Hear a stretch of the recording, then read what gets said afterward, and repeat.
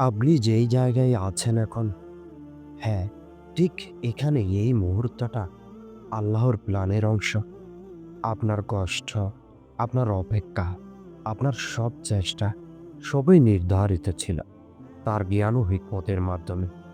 আপনি ভাবছেন সবকিছু ভুল পথে যাচ্ছে। আপনি হয়তো কাঁদেন রাতে, চুপ করে থাকেন দিনে। আপনি হয়তো বলেন, "আল্লাহ, আমার কথা শুনছেন না।" কিন্তু জেনে রাখুন, আল্লাহ কখনো ভুল করেন না।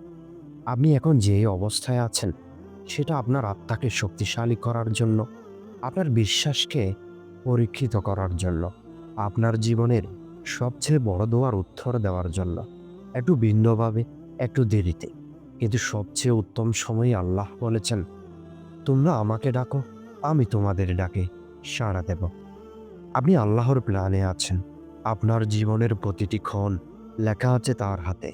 আপনি শুধু ধৈর্য ধরুন, ইস্তেগফার করুন এবং দোয়া করতে থাকুন। একদিন হঠাৎ আপনি দেখবেন সবকিছু ঠিক হয়ে গেছে।